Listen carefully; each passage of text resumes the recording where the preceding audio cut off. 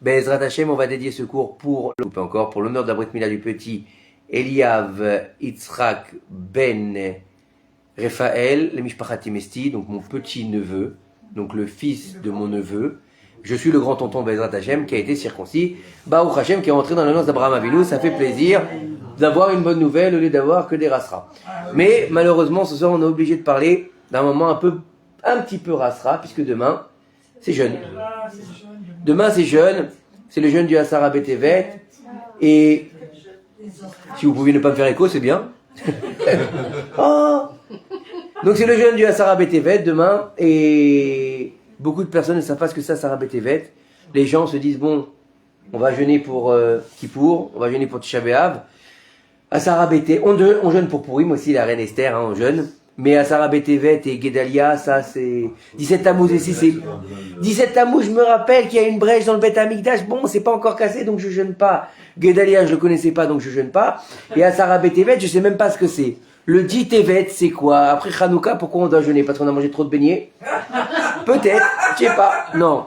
Alors il faut savoir que tous ces sages ont été instaurés par nos sages.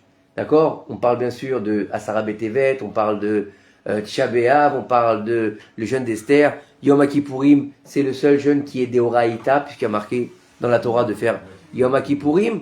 Et il faut comprendre que la Torah nous dit, ce que disent nos sages, c'est ce que dit la Torah. C'est-à-dire ne pas remettre en question ce que disent nos sages. C'est comme si on remettait en question Oraïta, c'est-à-dire la Torah elle-même. Et on devient ou un sadducéen, ou un baïtucéen, ou un réformiste. Ok?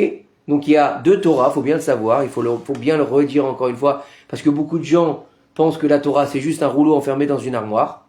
Il y a deux Torahs, il n'y a pas qu'une Torah, il y a deux Torahs. Et la Torah écrite et la Torah orale. La Torah écrite c'est ce qu'on va appeler le rouleau, et la Torah orale c'est la Mishnah, la Gemara, les Poskim, etc. jusqu'au Acharonim aujourd'hui. Mais la Torah aussi écrite, elle ne s'arrête pas qu'aux 5 rouleaux. Malheureusement, beaucoup de gens disent, c'est quoi la Torah? C'est Bereshit jusqu'à Devarim. Après Devarim, il y a quoi?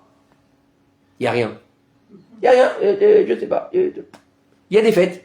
Mais quoi, on ne sait pas. Non, il y a 24 livres en tout. Le premier, il s'appelle Chamisha Chumshe Torah, les 5 livres de la Torah. Et le dernier, il s'appelle Megillat Esther. C'est le dernier livre qui a été écrit sous inspiration prophétique. Et c'est pour ça qu'on fait une bénédiction sur la Megillah lise sur un parchemin. D'accord? La Megillah sur parchemin, on n'a pas de nom de Dieu, mais on fait quand même une bénédiction. D'accord? Par rapport au Nes, etc. Bref, alors qu'est-ce que c'est ce fameux Asara Betevet, le dit Tevet? Alors il faut savoir déjà que c'est un jeûne. Donc un jeûne, c'est comme quoi? Ne pas boire, ne pas manger. Alors il commence pas depuis la veille, il commence le matin même, à peu près vers 5h30 à Ashkelon, et il finira vers 17h et 9, un truc comme ça à peu près. D'accord? Voilà, en général on fait vite, on finit tout de suite. Bref, c'est un jeûne très court parce que c'est le plus court de l'année puisqu'il tombe dans la période la plus courte de l'année. Il faut le faire. Alors quand on est en bonne santé, il faut le faire. Quand on n'est pas en bonne santé, on demande à un rave, on explique les symptômes, et il nous va dire s'il nous fait ou il ne fait pas.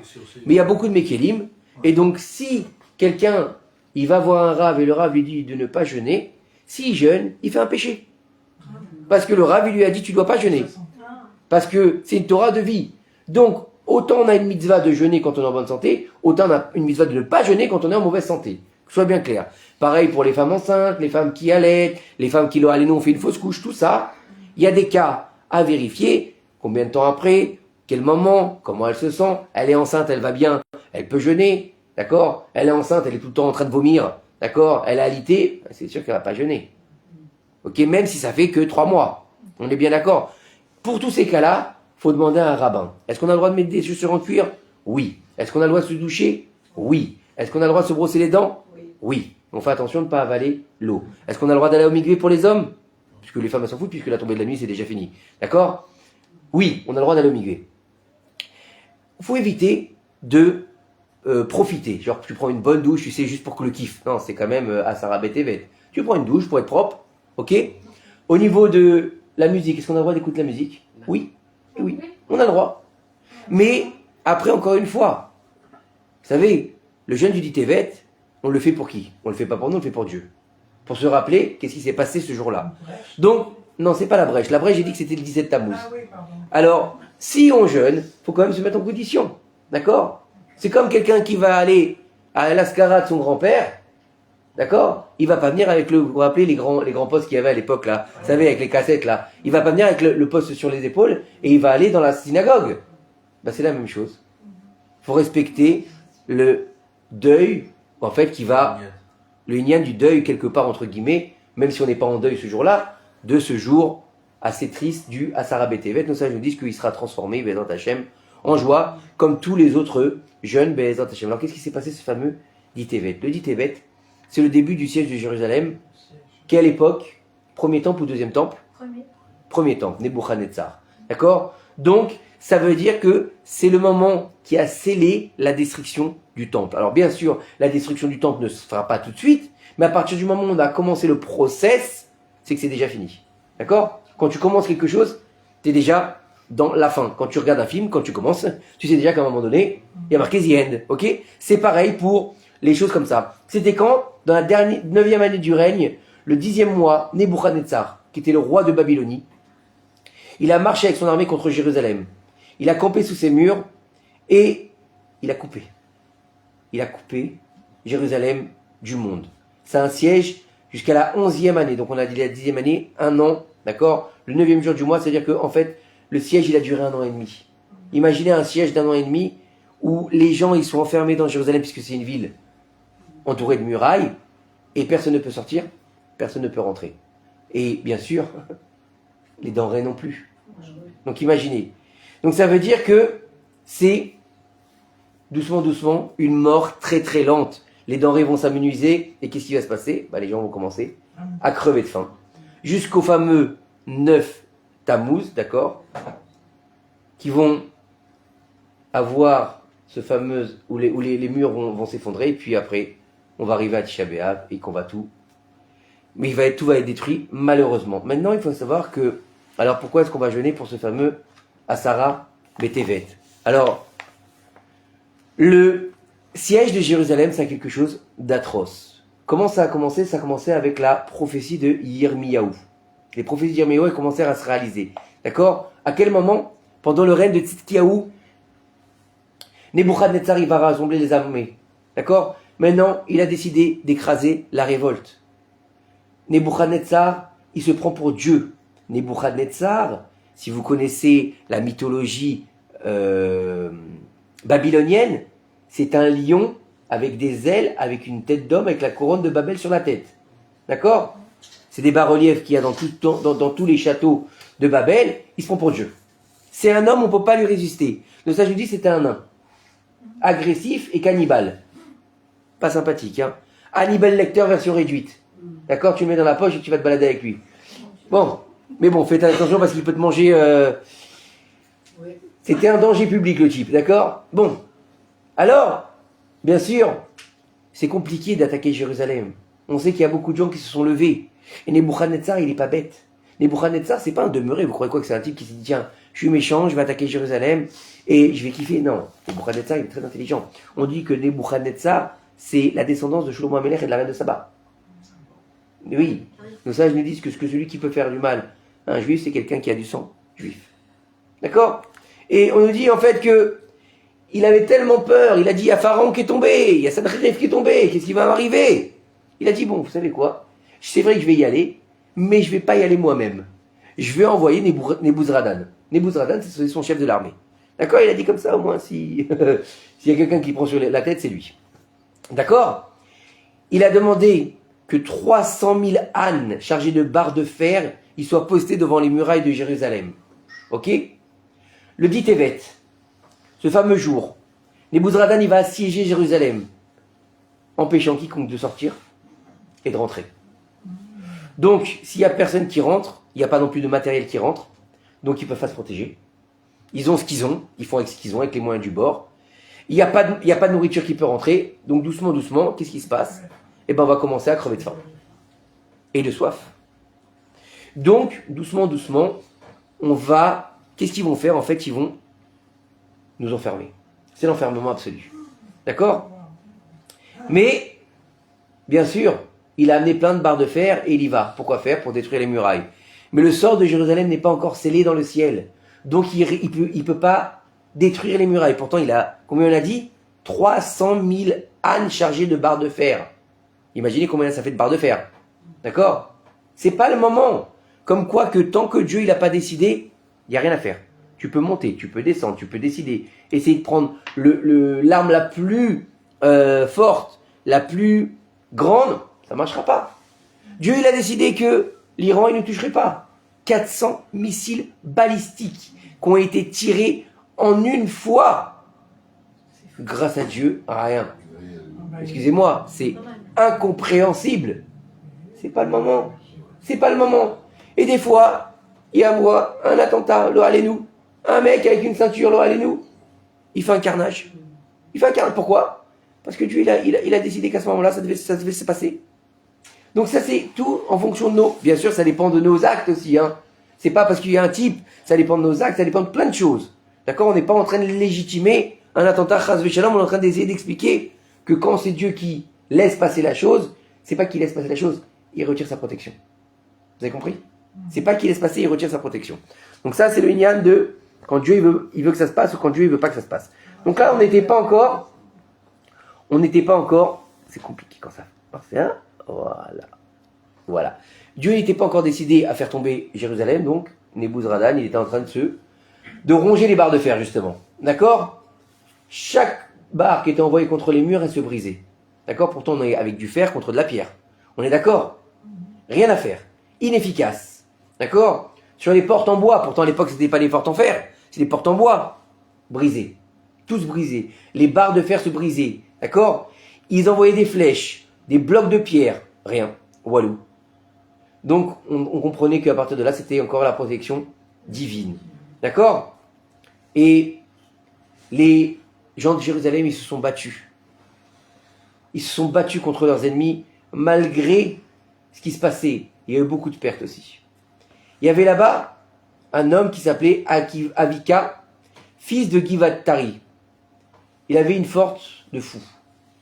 Lorsqu'ils envoyaient avec la catapulte des blocs de pierre, lui, qu'est-ce qu'il fait? Il les renvoyait avec ses mains. Il les interceptait, il les renvoyait avec ses mains. C'était un goal. Vous avez vu, c'était au foot, c'était un goal. D'accord? Et quand il y avait encore plus d'attaques, qu'est-ce qu'il faisait? Ils nous disent, nos sages. Donc il utilisait ses mains pour certains projectiles et ses pieds pour d'autres. C'était un vrai gardien de foot.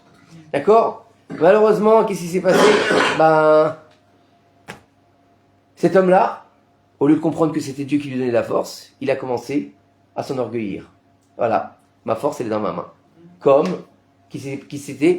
qui ça s'est passé aussi, à qui? Avec Bar Korba, dont Rabbi Akiva pensait que c'était le Mashiach. Il a dit c'est pas beau, Dieu, c'est pas, laisse-nous faire la guerre. Et il a fini décapité. Eh oui, c'est comme ça. Et donc qu'est-ce qui s'est passé? Cet homme-là, il a pensé que c'était la force dans sa main. Il y a un vent qui s'est levé, il a été projeté au dehors des murailles, il est tombé des murailles et il s'est brisé la nuque et il est emmené mort. Voilà. Pendant 1 an et demi, doucement, les réserves, elles vont s'épuiser. La faim, elle va commencer à montrer le bout de son nez. Et là, quelqu'un qui crève de faim, c'est terrifiant. C'est terrifiant. D'accord?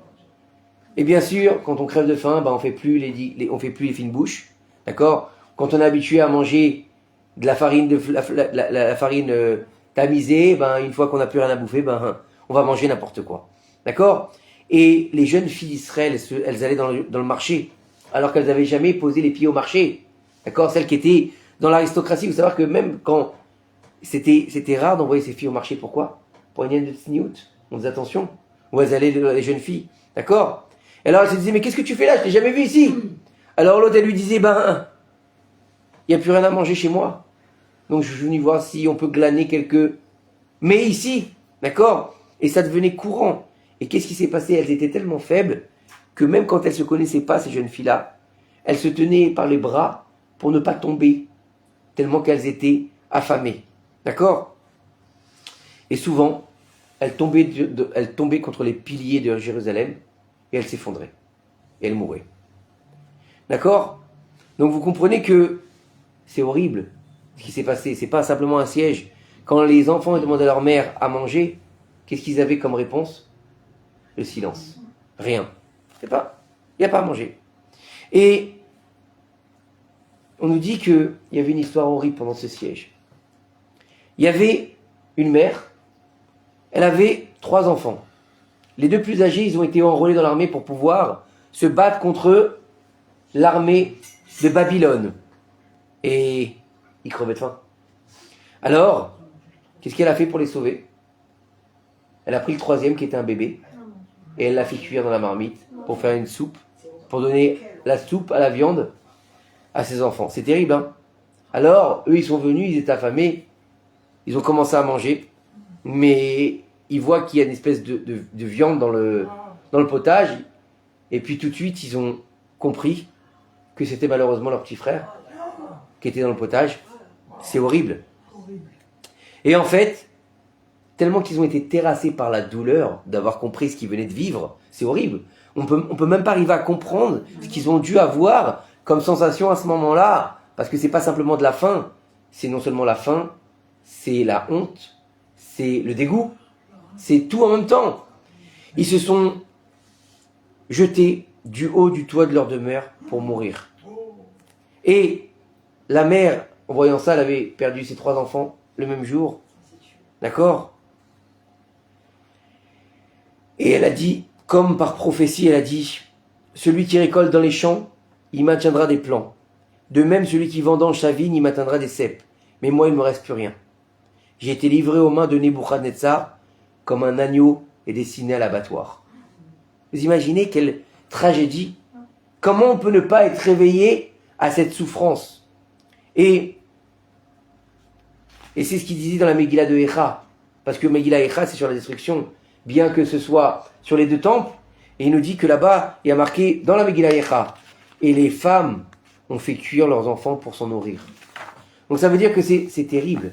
Le siège, il a été terrifiant. 1 année et demie, aucun moyen. Il était prêt à lever le siège à bout d'1 an et demi. Mais, vous connaissez tous la suite, la providence divine, elle a décidé autrement, et le 17 Tammuz, le 17 Tammuz, la brèche sera faite, et puis à Tisha B'Av, le premier temple tombera, et le deuxième temple aussi tombera à Tisha B'Av. Donc ça, ils nous disent que c'est pas le tout de jeûner au Asara B'Tevet. C'est aussi de comprendre qu'est-ce qui s'est passé.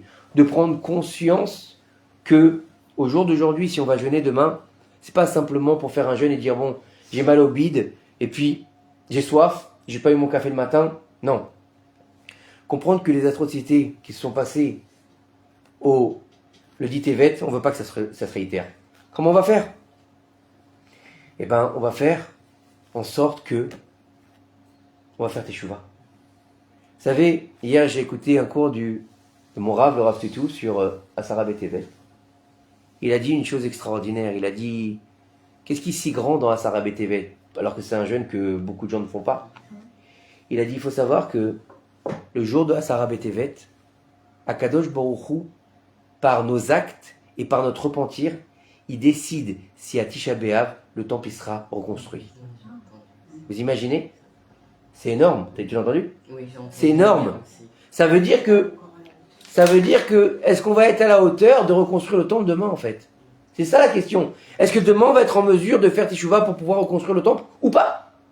Si on a dit Tisha B'Av l'année dernière, malheureusement on l'a pas reconstruit. Et on dit celui qui l'a pas reconstruit, comme s'il avait détruit. Pourquoi il a détruit? Parce qu'il a pas reconstruit. Donc ça veut dire qu'il a réitéré la faute d'il y a plus de 2000 ans. Et Reftov, vous comprenez l'histoire? Ça veut dire que nous on croit que c'est rien. Quand il dit oui, oh le Lachonara, tout le monde en fait. Ah la bonne heure, si tout le monde en fait, bah alors. Si tout le monde demain se met à tuer son voisin, ben pourquoi pas on va le faire? C'est débile de réfléchir comme ça. C'est débile. Au contraire, tu vois des gens qu'on font, bah évite-toi d'en faire. À ta mesure, fais ce que tu peux. Au moins toi, tu te seras évité de détruire une pierre du temple. Parce que chacun de nous, il est une pierre du temple. Et si toi tu te la fermes, si tu respectes les autres, tu vas pas dire la Lachonara, bah peut-être que ta pierre, elle va rester en place. Et on sait très bien que moins un édifice il est abîmé, plus il est facile à réparer. On est d'accord? Mais si tout est cassé, vous imaginez s'il y a des brèches partout, qu'est-ce qui se passe? Bah tu es obligé de le détruire, l'édifice. Mais c'est ça qui s'est passé. Quand Dieu il a détruit, vous Vous savez que nos sages ils nous disent que ce soit dans le premier temple ou le deuxième temple, que ce soit Nebuzaradan ou Titus, qu'est-ce qu'ils ont détruit? Ils ont détruit quelque chose qui était déjà détruit. Déjà détruit. C'est pas eux qui l'ont détruit, c'est Akadosh Baruch Hu. Et heureusement qu'il a détruit des pierres, ou sinon il aurait dû détruire le peuple. Et nos sages nous disent que Asara Betevet, donc le 10 du mois de Tevet, il fait écho au 10 du mois du Tishri. Le 10 du mois de Tishri.